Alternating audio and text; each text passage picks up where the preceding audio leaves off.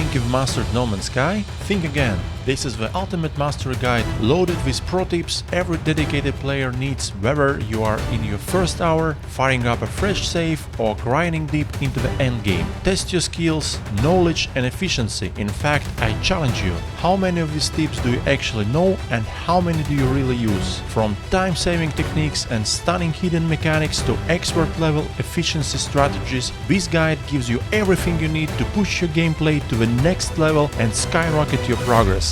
Here we go, maximum effort, let's go pro!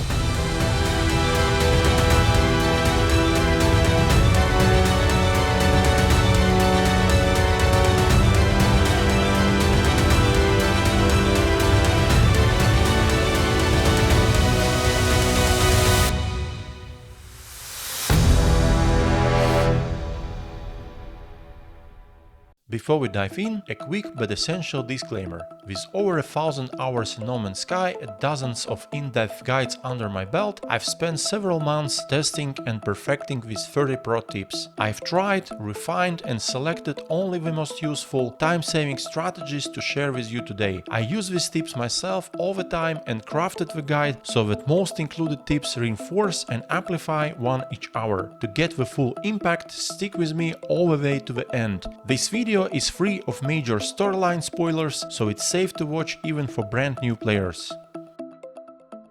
Tip 1.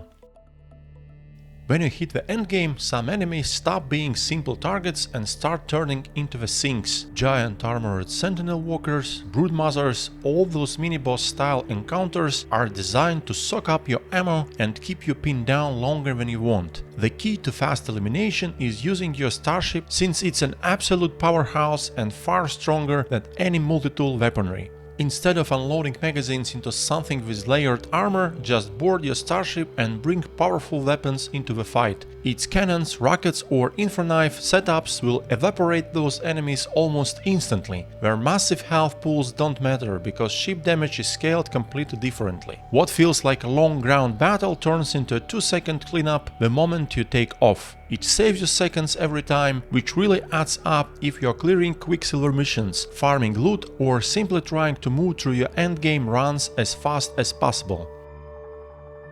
Tip 2.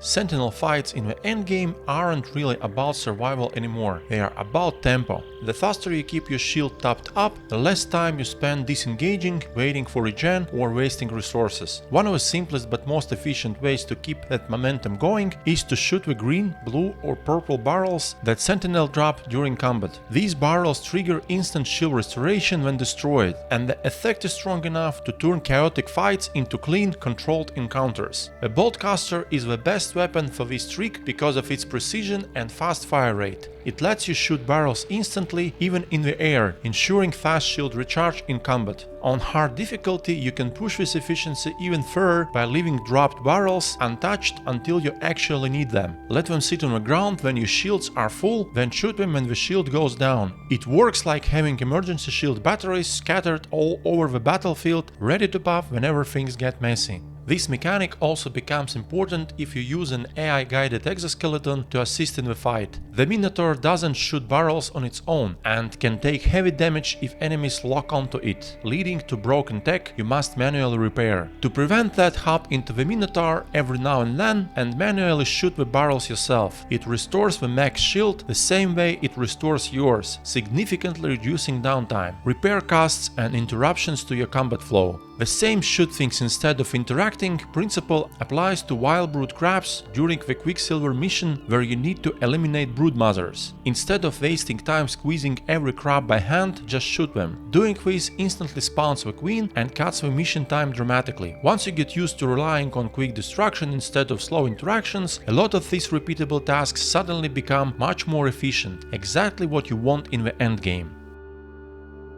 Tip 3. Corrupted Sentinel worlds love to hide enemies in the worst terrain possible. Between fractured ground, glowing crystal clusters and uneven corrupted formations, it's extremely easy to lose track of the small corrupted quadrupeds that charge straight at you.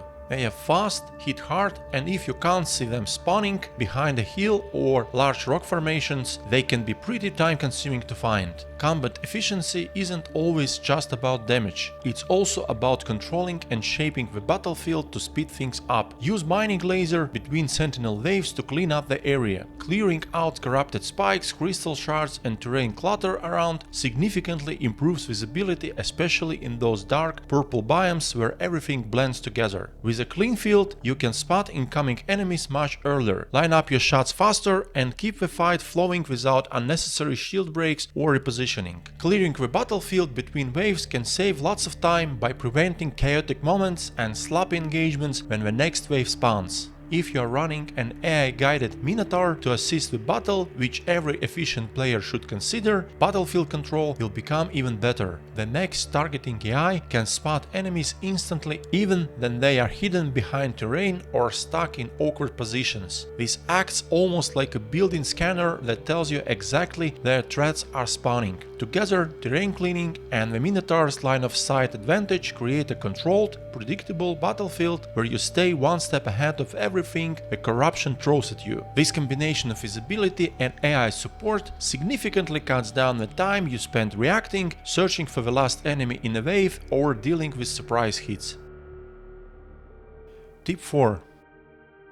Suspicious packets are one of the best sources of powerful upgrades in the endgame, but the RNG behind them is painful. Arms packets can drop 12 different upgrades, tech packets 9. If you are hunting a specific role, you can burn through entire stack and still end up with nothing you want. Fortunately, there is a reliable way to force the game to give you the exact upgrade you are after every single time, turning chaotic randomness into predictable efficiency. The trick is based on how the game handles full inventory checks. A suspicious packet is only consumed if the item inside successfully lands in one of your inventories. If it can't be placed anywhere, the packet simply refuses to open and you get the full inventory warning, meaning your packet is untouched and you can try again. The key is that the game will only auto-stack the reward if you already have at least one copy of that specific upgrade. So, if you intentionally create a situation where only your desired upgrade have space to stack, you can effectively force every packet to drop that specific upgrade. And here is the most important part of this trick. The game treats your Starship and Freighter inventories as shared storage when opening packets. That means if you leave even a single free slot in your ship or freighter, the game will automatically place one of the unwanted upgrades there, consuming the packet and breaking the whole method. Even if your exosuit is full, a free slot on your freighter is enough to allow a random unwanted upgrade to slip in. This is why you must completely fill every inventory: exosuit, Starship and freighter. No empty slots anywhere. Once everything is packed tight, grab one copy of the upgrade you want, say a suspicious blaze javelin module. Make sure you don't have any other suspicious arms upgrades in the inventory. Then start opening packets. If a game rolls anything other than blaze javelin, it fails to find a place to put it and refuses to consume the packet displaying the full inventory warning. Ignore the warning and continue opening packets until it rolls the required blaze javelin upgrade, at which point it will stack onto your existing copy and the packet will successfully open. That's how you convert an entire batch of suspicious packets into the exact upgrade you want with 100% consistency. For maximum endgame convenience, you can dedicate one storage container to hold a single copy of every suspicious arms and tech upgrade. Whenever you need a specific module, just pull the matching one from storage, fill your hour inventories and instantly convert your packets into the perfect upgrades. This saves huge amount of time, clears the RNG completely out of the equation and gives you targeted endgame optimization on demand. Tip 5. Although X-Class upgrades can roll the strongest stats in the entire game, they also have the widest stat range. A perfect roll on things like jetpack capacity, scanning bonuses or max hazard protection can take your build from good to god tier, but the odds of hitting those max rolls randomly are microscopic. Most players end up burning hundreds or even thousands of upgrades chasing that one perfect module. But this is where pro knowledge of game systems comes in handy, because the upgrade system in No Man's Sky isn't actually random. It's linear and can be predicted ahead of time. And once you understand how that linear sequence works, you can manipulate it to pull top tier upgrade rolls at a fraction of the cost. The game generates upgrade stats in a fixed predetermined order. That means if you install 10 upgrades in a row, you aren't actually getting 10 random rolls. You are getting roll number 1, number 2, number 3, all the way up to number 10 in a set sequence. Reloading does not change that sequence. The only thing that changes it is progressing the order by installing or uninstalling any tech module. That's the backbone of the trick. Upgrades come in a fixed line and you can move along that line at will. Here is how to take full control of this. Before installing anything valuable, create a restore point. Then install several upgrades in a row. 1, 3, 5, 10, however many you want to scout ahead. Check all their stat rolls. Maybe the 5th one is incredible, maybe the 8th is perfect. Meanwhile, the others might be just junk. Once you've identified which roll position is the winner, reload your restore point. All the upgrades you tested disappear, but the knowledge stays with you.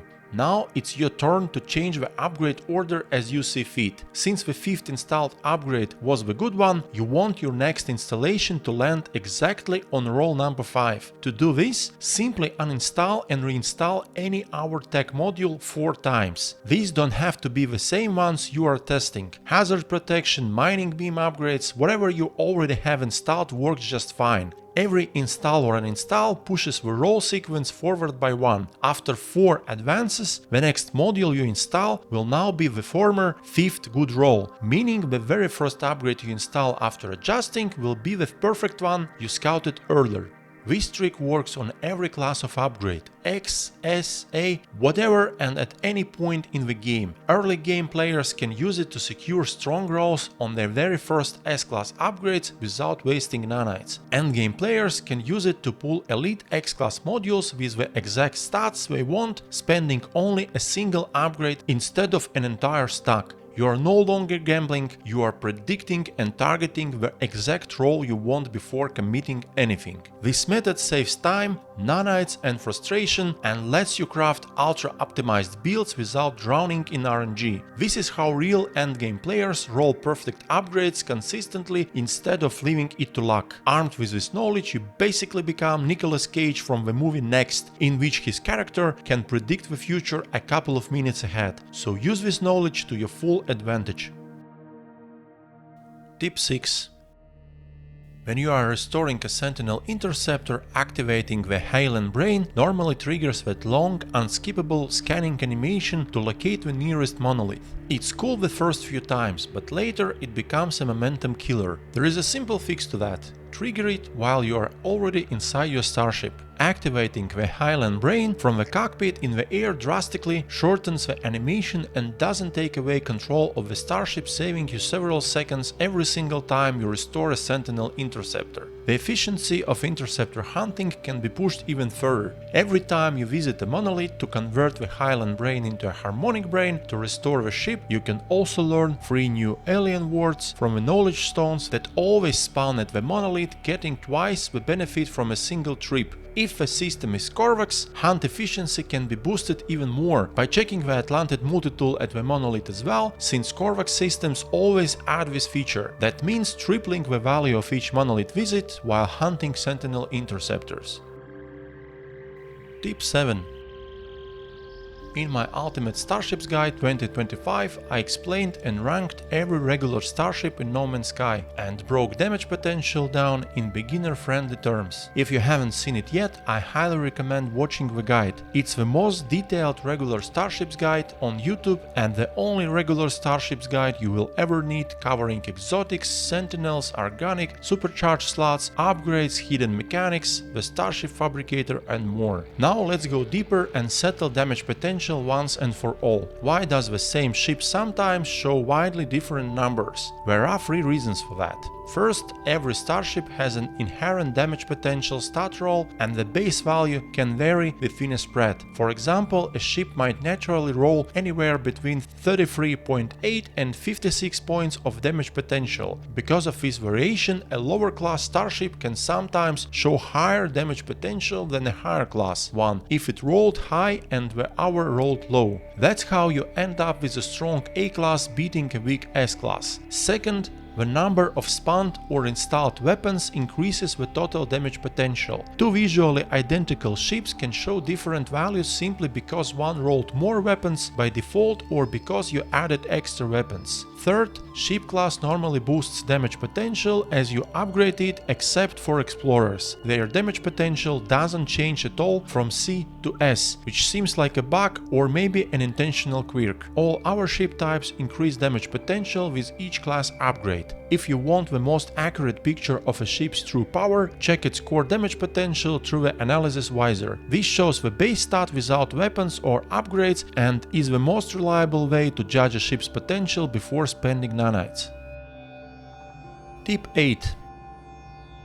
Here is a little party trick for your starships. If you build a landing pad at the very bottom of a deep ocean and take off from there, something hilarious happens. Instead of slowly pushing through the water, the game teleports your starship straight into the clouds at high speed. It doesn't matter how deep the ocean is, you always blast from the seafloor to the sky in a split second. It's a huge time saver and honestly feels like the ship is doing a magic trick. Unfortunately, this doesn't work the same way for the new corvettes. Since corvettes don't have dedicated landing pads, teleporting to a base built on an ocean floor usually makes them spawn a few hundred units above instead of down at the bottom. In my testing, I couldn't get the deep ocean launch to trigger properly with corvettes at all. If you have somehow made it work, let me know in the comments. I'd love to see that funny chaos in action myself.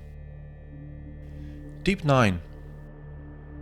If you want to play at a truly high efficiency level, don't rely on a single multi-tool for everything. Split your tools by purpose so each one is perfectly optimized for its job. For instance, a Royal multi-tool has the best scanning range in the game, so dedicate it purely to exploration and install only scanning upgrades. An Atlantid multi-tool can run the strongest mining laser setup, making it perfect for resource gathering. For combat, something like a Sentinel rifle or a Wojtek staff delivers the highest weapon damage, so use one of those as your dedicated battle tool. By separating tasks this way, you can only install the upgrades you actually need on each multi-tool instead of cluttering everything onto one, which makes it slower to switch between different modes when you are in a hurry. Assigning each tool to a different hotkey makes switching instant and keeps gameplay smooth and efficient. You can take this even further and create a full arena shooter experience inside No Man's Sky. With 5 primary weapon types available, you can install those across different multi-tools and even assign different alternative fire modes like Paralyzes Mortar for stuns, a personal force field for protection, a cloaking device for invisibility, or any other creative combo you can think of. The game becomes much more dynamic, then every tool has its own speciality, and this makes every fight more exciting and diverse.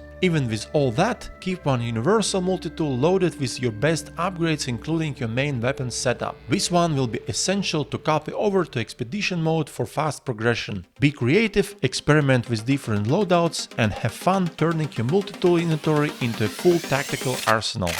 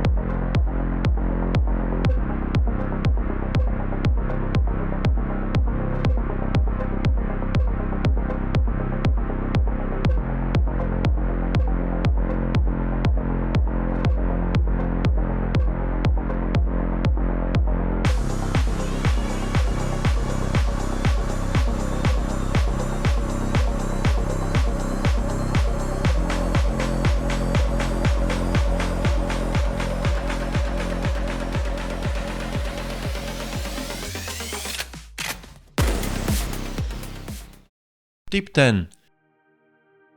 If you want the most immersive experience in No Man's Sky, playing in first-person mode is the way to go. The game was originally designed for first-person gameplay, and most mechanics like interacting with NPCs, moving through starships and exploring planets feels natural in this perspective. Third-person mode was added later with the next update, and while it looks cool and is often used in YouTube videos to show off characters or demonstrate outfit, it can be misleading. Off record, I always play first-person because it keeps the game feeling authentic. Third person is mainly for establishing emotional connection with viewers as a faceless YouTube channel or explaining specific game elements. However, first person isn't always the most efficient for gameplay. Using first person when entering or exiting a starship adds animation delays. This means third person piloting will be slightly faster if your main goal is speed and efficiency. Additionally, piloting a starship in third person provides a broader field of view, allowing faster and easier navigation. The difference becomes even more noticeable with corvettes. Boarding a corvette in third person can be awkward because of running through the narrow inner spaces to reach the pilot seat, and when you get there, you face additional animations like sitting in and leaving the pilot's chair, which slow down your actions. By contrast, using first person for your character and third person only for corvette's piloting eliminates these extra delays, allowing a smoother experience while still keeping some of the visual perspective which shows off your corvette.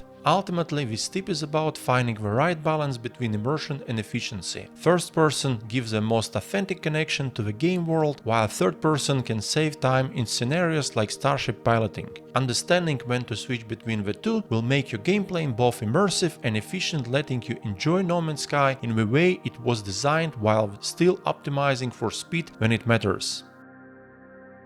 Tip 11. The ability to scout with the analysis visor from the air, introduced in the Voyager's update, significantly changes how exploration works in No Man's Sky. It's a much bigger deal than it first appears, because it removes one of the biggest time sinks in the game: constant landing, taking off and repositioning. Corvettes can stay in flight on autopilot while you leave the cockpit, open the hatch and use the analysis visor mid-air. This allows you to scan fauna, flora and minerals directly from above, turning planetary surveys into fast, continuous flyovers instead of stop-and-go groundwork. First-person mode works best here, since corvette interiors are tight and third-person can feel clumsy. This same aerial scouting is also incredibly effective for ancient bones hunting. Instead of repeatedly landing a regular starship and scanning small areas, you can glide low over the surface and spot multiple bone sites in a single pass, saving huge amounts of time and making farming runs far more efficient. Where this really shines though is hidden hotspot hunting. Power, mineral and gas hotspots are much faster to locate when you can scan wide areas without ever touching down. If you are setting up automated farms for stasis devices or fusion igniters, this method significantly speeds up the foundation phase of your entire crafting empire. And finally, this leads into one of the most efficient corvette tricks in the game: farming rare corvette modules. Using the same aerial scouting approach, you can locate salvageable scrap from the air, then simply destroy the buried containers with infra-knife splash damage without landing or digging. When hunting ancient bones, salvageable scrap or hidden hotspots, you don't even need to open the hatch. Using the analysis visor through the corvette's hull still highlights targets, making scouting even faster. And then you need to reach the surface quickly, you can beam down to the planet and return without ever landing the corvette. It's an incredibly convenient feature that saves a ton of time. This is why my top recommendation for new players is to acquire any corvette as early as possible. It saves time across the board and makes every process described in this chapter far more convenient. Use the latest tech introduced in No Man's Sky to its full advantage. Tip 12. If you reach maximum standing with a guild that owns a space station, you get a 50% discount on all tech upgrades sold by NPCs at that station. But here is the fun part. If you pay attention, you will notice that all tech can actually be bought for less than its sellback price. This creates a quick and reliable way to earn nanites. Simply buy the discounted upgrades and immediately sell them back to the same NPC for instant profit. It's a small trick, but it adds up fast and rewards careful observation. The economy balance in No Man's Sky never disappoints. Tip 13. One of the best early game tricks for expanding your limited exosuit inventory is the nutrient processor. This is especially useful on survival or permadeath mods, where every unlocked exosuit slot matters. It only takes up one exosuit slot, but provides a huge 50-slot storage for food type items. Place the nutrient processor anywhere to access your stored items, and the extra space makes it well worth the slot it takes in your inventory. Another option is the Kzzkt, an exosuit technology that summons a deployable fishing platform over any suitable body of water. The platform includes cold storage, providing 60 extra slots for fish, and it also comes with a portable grill. The grill functions like a nutrient processor and shares storage with it, letting you access the same 50 food slots. This effectively kills two birds with one stone by combining cooking and storage in one deployable tool. Also, the Kzzkt doesn't take up any inventory slots. The only limitation is that the Kzzkt must be deployed on water, while the nutrient processor can be placed anywhere on land. Depending on your playstyle and environment, choose the option that best suits your survival and crafting needs. Tip 14. If you've ever tried building automated resource harvesting facilities, whether to avoid manual mining or to set up a money-making empire for crafting top-tier items like stasis devices or fusion igniters, you've probably noticed that extraction rates are heavily affected by diminishing returns once you hit a specific threshold. This limit depends on the deposit's class. For example, C-class deposits start suffering diminishing returns when the network extraction rate reaches around 800-900 units per hour. With a B-class hotspot, placing 3 extractors gives you full efficiency, about 350 units per extractor and roughly 1000 units per hour total. But if you add more extractors to the same network, they won't contribute full extraction rate. Each additional extractor adds less than the previous one, and the overall gain becomes very small, making it impossible to double production on a single network even if you have enough power to run a dozen extractors. That's why large setups become extremely power hungry while giving almost no extra resources. There is a pro method to bypass diminishing returns and multiply your extraction output from the same hotspot. The trick is to establish separate extraction networks on the exact same hotspot instead of expanding a single one. Here is how it works. Let's say you have a B-class gas hotspot with 3 extractors placed perfectly, all connected together and linked to a row of supply depots. This first network produces around 1000 units per hour and is powered by your solar grid. Instead of adding new extractors to this network, place another 3 extractors directly on the same hotspot, ideally stacked or positioned as close to the hotspot center as possible, but do not connect them with supply pipes to the first network of extractors and supply depots. Connect them only to each other and to a second set of supply depots. This way, you will create a completely separate extraction network that produces around 1000 units per hour. This doubles extraction from the same location while avoiding diminishing returns entirely. You can repeat this. As long as each group of extractors and supply depots is isolated from the others, every network runs at full efficiency. Build as many networks as needed without ever searching for more hotspots. And all of them can share the same power grid, making things much easier. The only downside is that every new network requires its own set of supply depots, with sufficient capacity to store extracted resources, which means you will need a lot of metal plating. But you can buy hundreds instantly from NPC pilots at any 3-star economy space station. This way, this trick saves massive time when setting up a stasis device production empire. Your bottleneck will always be the rare gases: nitrogen, radon and sulfurin. Doubling or tripling extraction on these gases from the same spot makes it possible to sustain daily production of 100+ stasis devices and make the billions faster. Tip 15.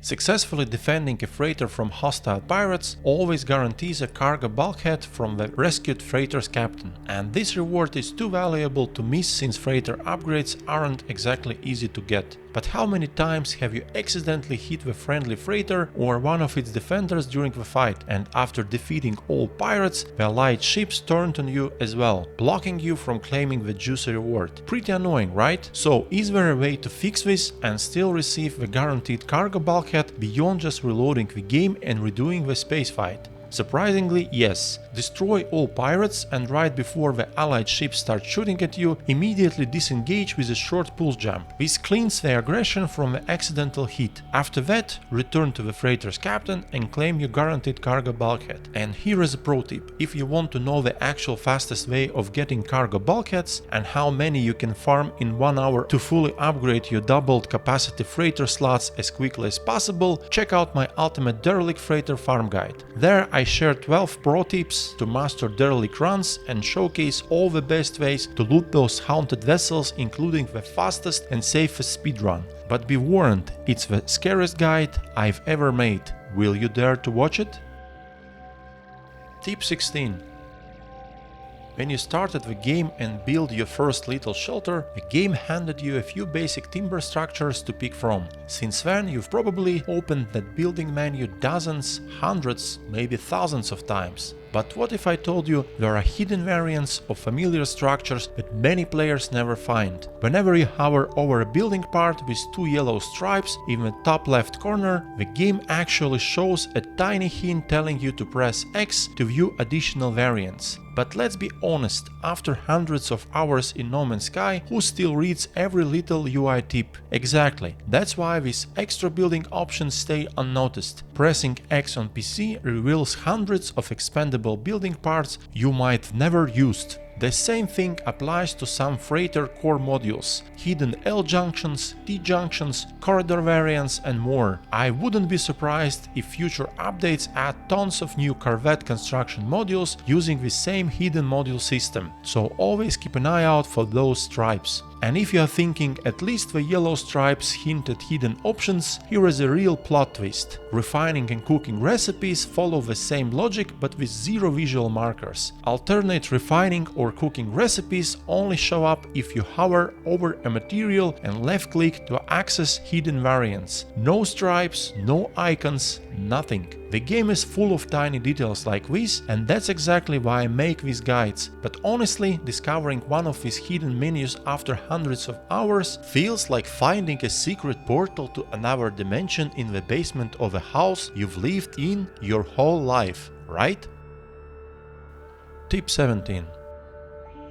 If you think those hidden building parts and recipes were the most unintuitive things in this game, you might be wrong, because targeting a galaxy core for the first time can be even more confusing. When you attempt intergalaxy travel, at least on PC, the game won't let you select the galaxy core the same way you select a usual star system. First, you have to visually identify a system next to the core on the galaxy map and warp there to begin the process. And here is the fun part. The system you warp to isn't always the correct adjacent system from which you can actually target the core. That's why I recommend using the Galaxy Maps Galactic Core Destination Assistance. On PC, this reliably guides you to the closest eligible system. Once you warp in and open the galaxy map again, the game will highlight the core, but refuses to let you select it no matter what you click. To actually select the core, open the galaxy map and move your mouse around without pressing anything. You will see a yellow path tracker appear. Align this tracker with the yellow line leading to the core. Then the blinking select star prompt appears, left click to activate it. To initiate the jump, click and hold until the circle fills. Only then will the game finally zoom in on the galaxy core and allow you to warp. If you mess up, no worries. Press backspace and try again by adjusting your mouse movement. Alright, you did everything perfectly, but now the game refuses to initiate the jump and throws a red warning: hyperdrive has no fuel, even if it's at 99%.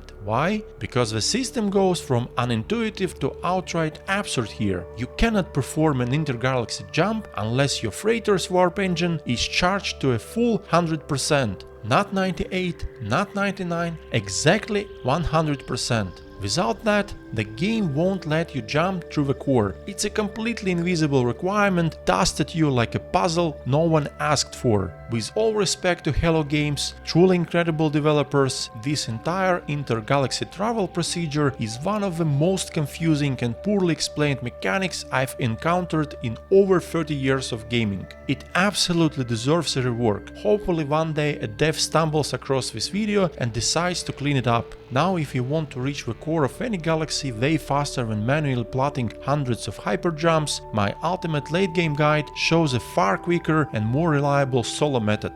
Basically a step-by-step manual for becoming a proper galaxy hitchhiker. Definitely check it out. Tip 18. Intergalaxy travel is the most dangerous thing you can do in No Man's Sky, because performing a galaxy hop will completely break your currently equipped multi-tool and Starship, damaging all installed technologies and forcing you into a long repair session afterward. As I explained in my ultimate late game guide, you can avoid this entirely by buying a cheap Starship and multi-tool before the jump and equipping them as your primaries. They will absorb all the damage instead of your main tools. Once you arrive in the new galaxy, switch back to your primary Starship and multi-tool untouched and fully functional. However, damage to the exosuit is unavoidable. The suit behaves differently. Core systems like Jetpack, hazard protection and life support stay safe, but every hour installed tech and upgrade module will break. So how do you mitigate this? There are several ways depending on whether you are doing a single intergalaxy jump or planning multiple hops back to back. As a first option, uninstall everything except the core systems and nothing will get damaged. This is the best approach if you intend to travel through multiple galaxies in one session. Your removed tech stays perfectly safe. The downside is that most endgame players have their exosuit tech arranged in a specific layout for maximum adjacency bonuses, and nobody wants to ruin that. To avoid confusion, take a screenshot of the layout beforehand or snap a photo with your phone. As a second option, you don't need to uninstall anything, just bring the materials required to repair your broken upgrades after the jump. The materials vary depending on your installed tech, but you can skip all that complexity by using universal repair kits. If you have the materials or kits ready, this method can actually be faster than uninstalling and reinstalling everything. You can even take a hybrid approach, for example, uninstalling only the tech that's especially annoying to repair, such as Remembrance, which requires special components unless you fix it with a repair kit. And here is a final pro tip for this section. If you don't like the planet you spawn on in the new galaxy, you can create a restore point before the jump and reload it afterward. Each intergalaxy travel sends you to a different random planet, so you can reroll your starting point until you get something you like. Lucky and safe hopping, space travelers. Tip 19.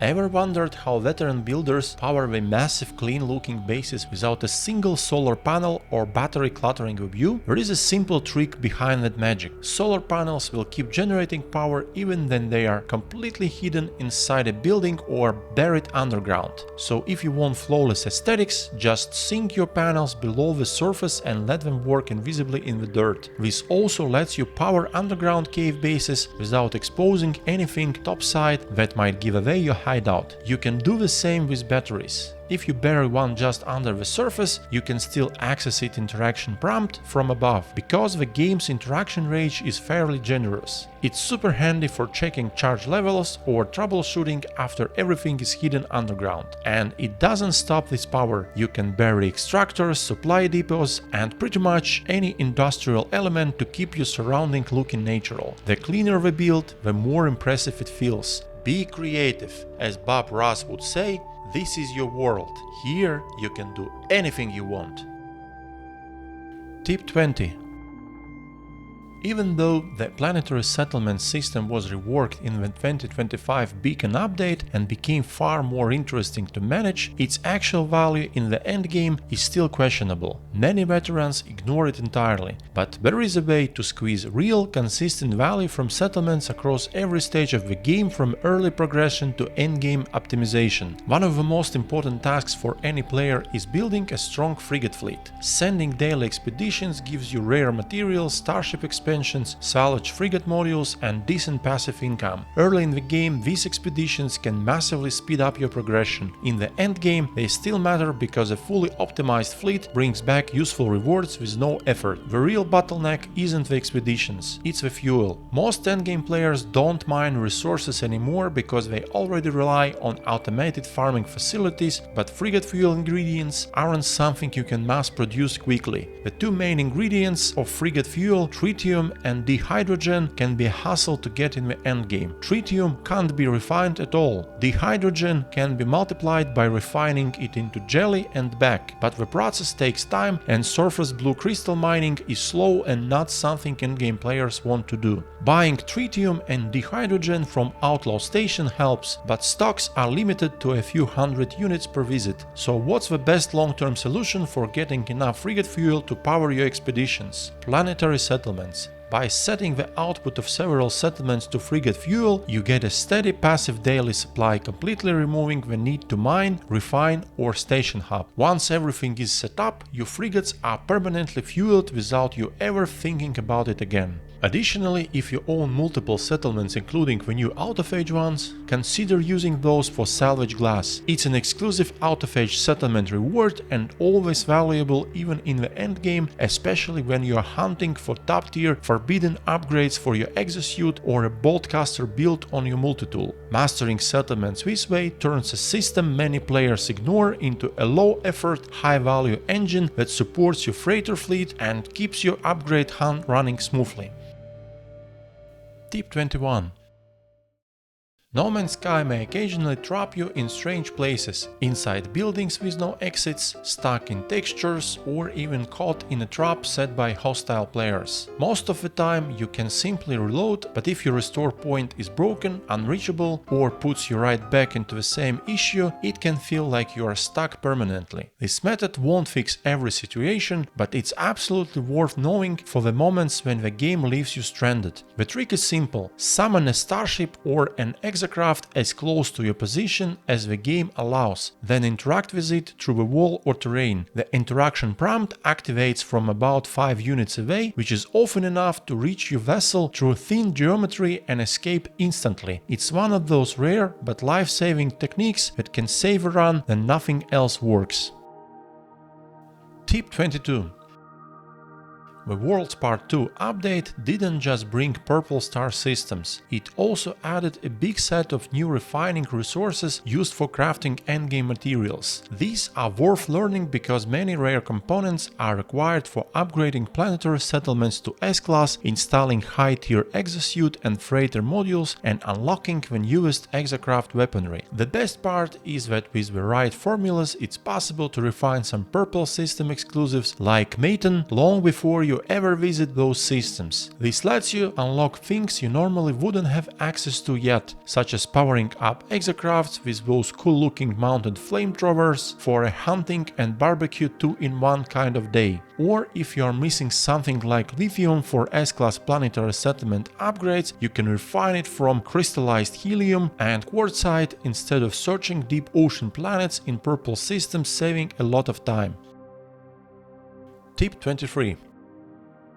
In 2025, the devs made a lot of hidden economy balancing adjustments, and this is where many players fall for a common No Man's Sky myth, usually repeated by veterans who played heavily years ago but now only drop in occasionally. The myth is that there is nowhere to spend billions of units in the game. That may have been true long ago, but it's absolutely not the case anymore. Fully unlocking all slots on a single regular Starship or one of the new corvettes can now cost over 10 billion units, because slot prices scale with how many you've already unlocked, with the maximum cost reaching 75 million units per slot. And now that players can own up to 30 Starships, 12 active plus 18 regular Starships stored inside the freighter, you can build a massive fleet of fully upgraded vessels. Expanding all of them will drain your fortune fast. Multi-tool slot expansion works the same way. Each new slot becomes more expensive until it reaches stunning 600 million units per slot. Fully expanding a multi-tool with units now costs over 10 billion, and you can own up to 18 multi-tools. So why does the outdated myth survive? Because many of these changes were implemented quietly and often without appearing in patch notes. On top of that, long-time players rely on large stockpiles of Starship expansion modules and multi-tool expansion slots, upgrading new tools with those instead of units and completely bypassing the current economy. They often never notice how expensive upgrades have become, and if you try upgrading with units today, you simply can't do this in one go due to the 4.3 billion unit cap. This is why I consider stasis device crafting the best money-making method in the game. Stasis devices allow bypassing the units cap because you can craft and stockpile as many as you want, getting instant access to tens of billions of units whenever you need to fully upgrade a ship or multitool.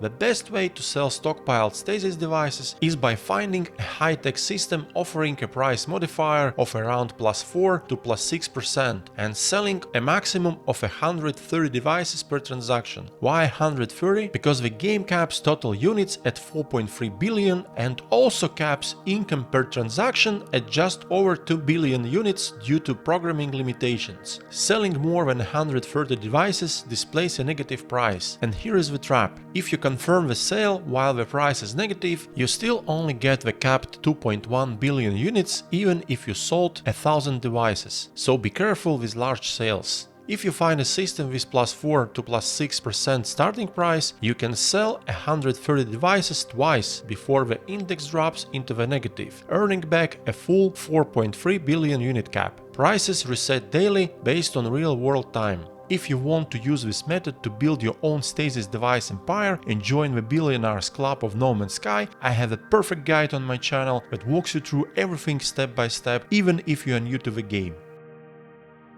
Tip 24.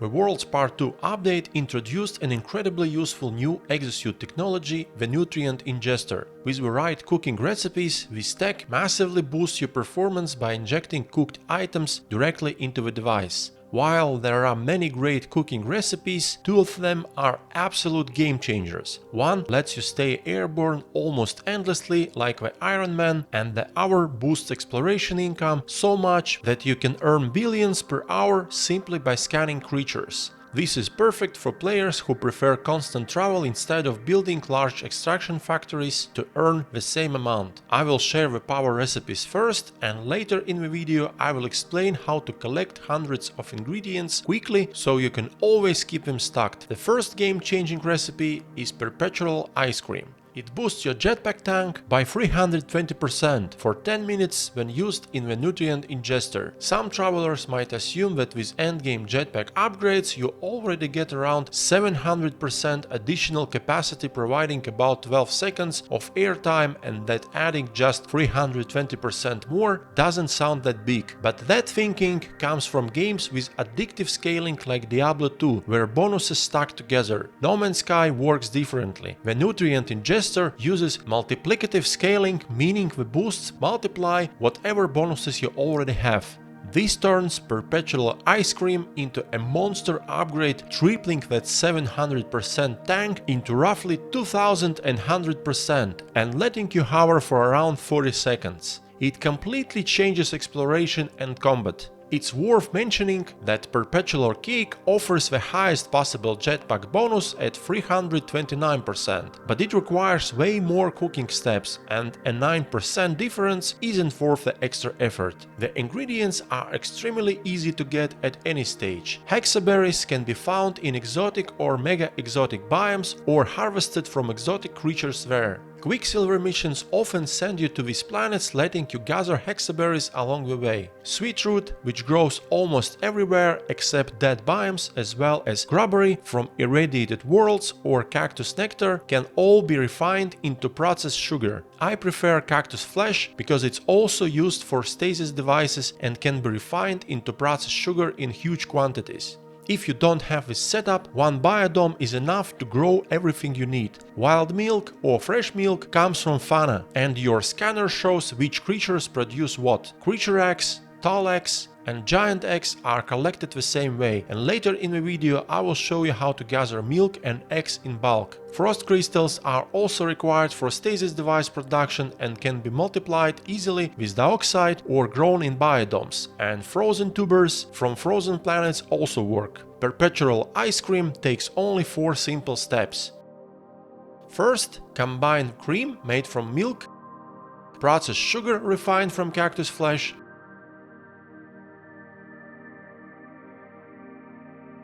and any type of creature egg.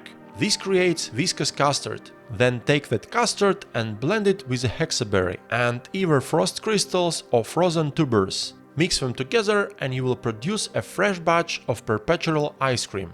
Not only does this booster incredibly improves your mobility and exploration, it also adds a new aerial dimension to combat. You can fire from high altitude or make huge jetpack dashes across the battlefield like a sci-fi superhero, turning No Man's Sky combat into a fast, vertical dance of destruction. Tip 25.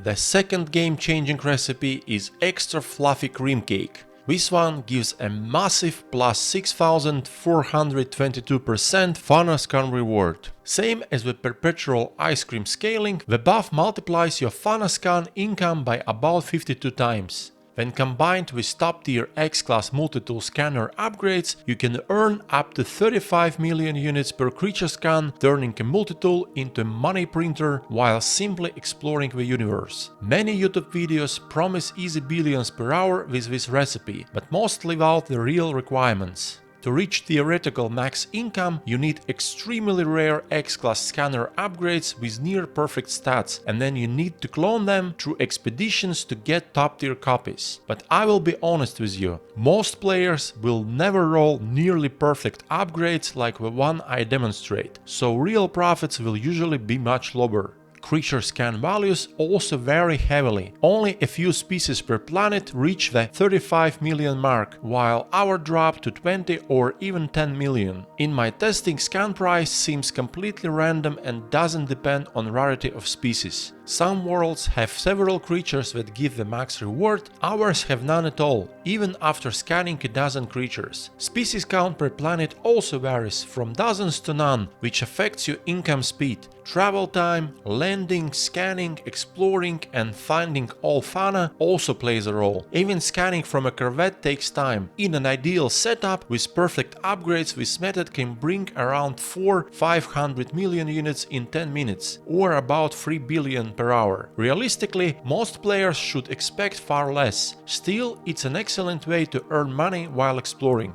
The good news is that the ingredient list overlaps heavily with Perpetual ice cream. Cactus flesh is easy to farm and refine in bulk, milk and eggs come from Fana, frost crystals are easy to farm or refine. Extra fluffy cream cake requires 5 steps. First, refine cactus flesh into cactus nectar, then refine the nectar into processed sugar.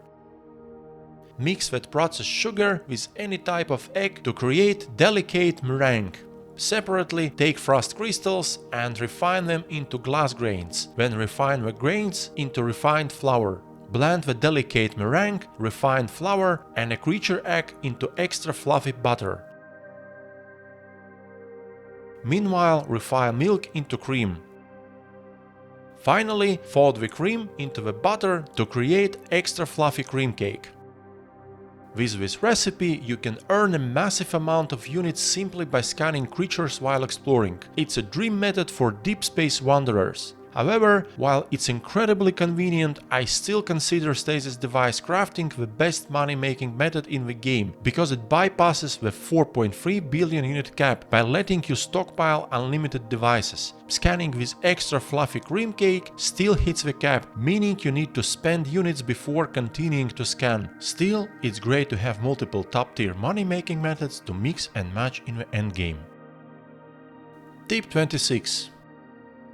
Here is how to harvest creatures in the fastest, most efficient way to massively boost your nutrition production. This setup gives you hundreds of basic cooking ingredients like milk and eggs in almost no time, so you never have to manually chase these materials ever again. The goal is to build an automated creature farm. You can technically place it anywhere within your base computer radius, but for maximum efficiency, I recommend building it right next to a functional crafting base. That way you can refine and craft while the farm works in the background. If you want to learn how to build a fully functional base anywhere in just 15 minutes, I have a dedicated guide on my channel. Start by placing a base computer near a spot where the creatures you want naturally spawn. Then build a quick functional planetary base nearby, similar to the one shown in that guide. Once that's done, place an automated feeder and a livestock unit close together. These two structures do all the work. The feeder spreads creature pellets to attract wildlife, and the livestock unit automatically harvests feed creatures and stores their products for you.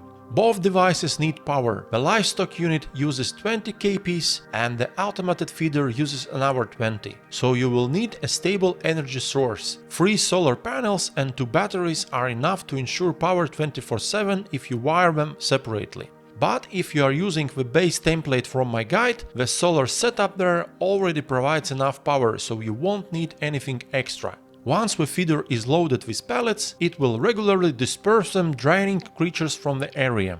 As they eat, the livestock unit automatically harvests them. The longer you stay at your base crafting or refining, the more creatures spawn, eventually turning No Man's Sky into your own No Man's Zoo.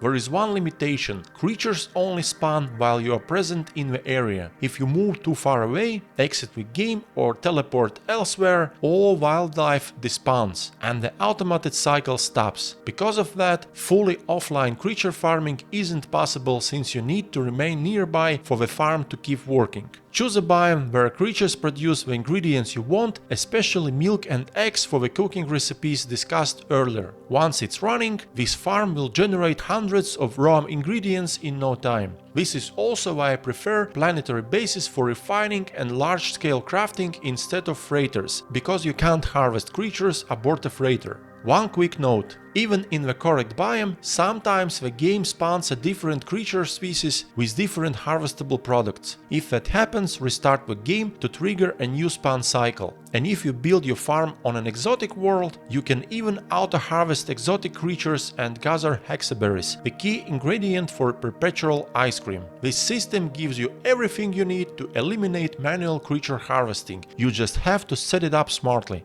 No Man's Sky has many different creature types, but what happens when you try harvesting synthetic creatures specifically? What kind of food do they actually provide?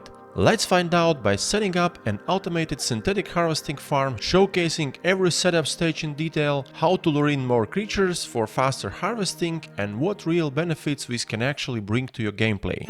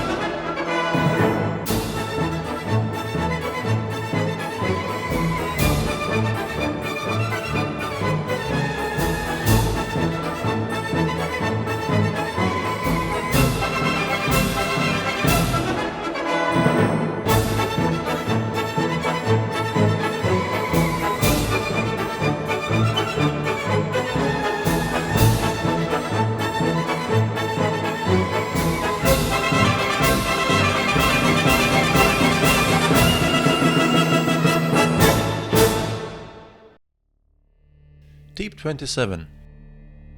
Many new players waste time mining only what's nearby, but you can actually mine resources from much farther away than you would expect. Even a beginner multi-tool with no upgrades can hit distant objects because the mining beam range is surprisingly long. Damage drops off at extreme distances, but in many cases it's still faster than running all the way up to the target. This makes Quicksilver missions that require killing hazardous plants much faster, especially when you combine it with the Jetpack boost from Perpetual ice cream, blasting plants from the air like a true Superman. You can also use this trick early on to safely mine dissonance resonators on dissonant planets. Even if corrupted sentinels trigger an alarm, they can't reach you from that range, letting you farm resonators safely with basic gear and zero risk, since you can always escape easily thanks to that extra safety distance. Use distance mining to save time, stay safe, and make your early game smoother.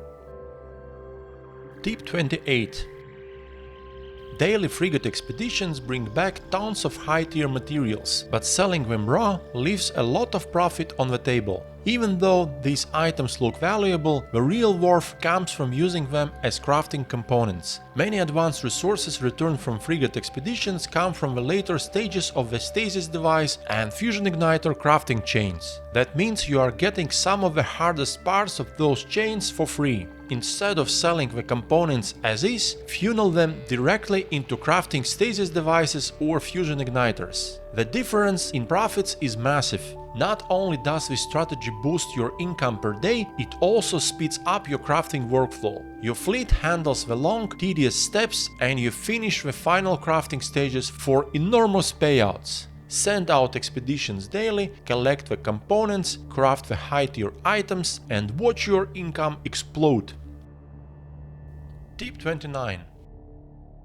The Voyagers update introduced buildable corvettes, and with them came mission raiders. These let you pick up and complete daily Quicksilver missions directly aboard your corvette, skipping the old routine of visiting the space anomaly and talking to the Nexus NPC. The only exception is weekend missions, which still must be accepted at the anomaly for the boosted rewards. One detail many players might miss is that the mission pools differ. The space anomaly offers its traditional quests, while the mission raider generates its own list, giving additional variety. Personally, I still prefer the classic Nexus missions because the corvette ones can feel tedious, but there is a great trick here that saves time every day. Even if you accept your Quicksilver mission at the anomaly, you don't need to return there to claim the rewards. Once you finish the mission planet side, summon your corvette and turn in the quest through the mission raider. You will get all earned Quicksilver without flying back to the anomaly. It's a small feature, but it cuts out a lot of unnecessary travel. I use it constantly. The only limitation is that mission raider is disabled in uninhabited systems, meaning you can't receive your reward there. But this doesn't happen often. Tip 30. There are many ways to farm Nanites in No Man's Sky, but one method is still heavily overlooked. I briefly mentioned it in my Ultimate Beginner's Guide, but here is my full experience with a setup that can passively generate tens of thousands of Nanites daily or millions of units with minimal effort. Automated fish traps introduced in the Aquarius update in late 2024. They work just like automated resource harvesters, a fully automated way to gather large amounts of fish, and with a few tweaks you can significantly boost your profits. Automated fish traps are cheap, easy to unlock, and can be placed in any body of water. They don't require bait and water depth. Weather and biome do not affect fish quality. Their only limitation is that you can place up to 3 traps per planet, so for serious Nanite income you will want several fishing farms spread across multiple planets. Before explaining the setup, here are results from several weeks of testing across 5 fishing spots, each running 3 traps to give you the most reliable numbers possible. When everything is done correctly, the profits are huge. I was able to consistently earn over 15,000 Nanites in a single day just by checking traps occasionally. This method works at any stage of the game and requires almost no active gameplay once the farms are placed. The bigger gains come from understanding how fish value works. While the NMS wiki is an incredible resource and I appreciate everyone who contributes to it, the Nanite values listed for fish aren't fully accurate. Units prices are fixed and correct, but Nanite values vary from the same fish type within a certain range, depending on the class. After releasing hundreds of fish across all classes, these are the real Nanite reward ranges I consistently observed. C class 15 to 30 Nanites, B class 50 to 90 Nanites, A class 100 to 120 Nanites, S class 150 to 200 Nanites. Each fish trap has 4 hooks and each hook can store up to 20 C class, 6 B class, 1 A class and 1 S class. This means a fully stacked hook of 20 C-class fish averages around 450 Nanites.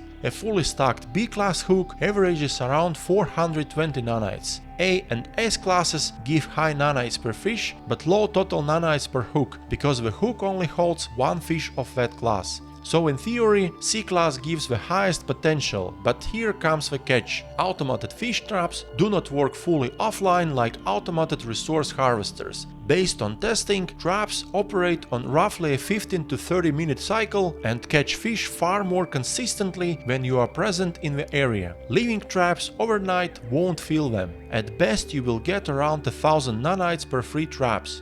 This makes C-class farming impractical. Filling 20 fish stacks across all hooks all day long turns the method into manual grind. The most effective and comfortable strategy is to target B-class fish. With a 6 fish limit per hook, the traps feel much faster while still giving excellent returns. Visiting each of my 5 fishing spots a few times per day, removing C, A and S fish and letting traps refocus on B-class fish resulted in almost full traps the next day, which is how I consistently earn 15k nanites daily. There is another reason to avoid C-class, the release animation. Right now, fish must be released one by one. Releasing all B-class fish from 5 spots took around 10 minutes, still faster when going through multiple C-class stacks. If you are on PC, here is one small quality of life trick. Place the stack you are releasing into the 9th slot of your first inventory row. After each release, the cursor appears near that position, making it faster to target the next fish and release it. When you release hundreds of fish, this saves a lot of time. Once you get used to the loop, automated fishing becomes a reliable passive source of nanites or units if you choose to sell fish instead. And here is a huge tip for unit farming. Cook the fish before selling.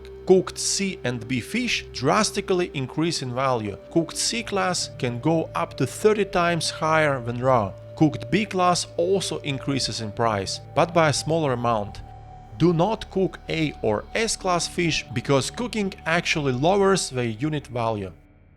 Combined with automated harvesters and refining crafting chains from earlier chapters, this method becomes even more powerful. If your functional base is built near water, you can run 3 systems at once: harvesting creatures, refining and crafting inside your base, and passively catching fish underwater, hitting not 2 but 3 birds with 1 stone. When used together, these methods push your progression far beyond what most players ever achieve, giving you constant nanites, units and resources with minimal effort. Definitely use this strategy to your advantage.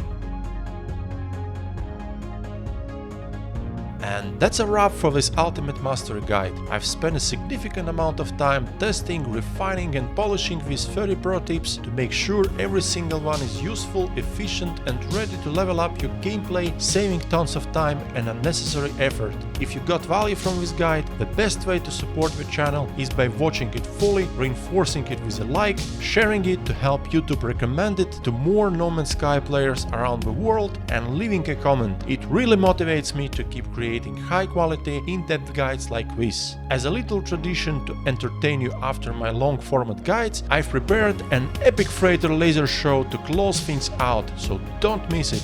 OODA Looper out now, get ready for that legendary freighter laser show.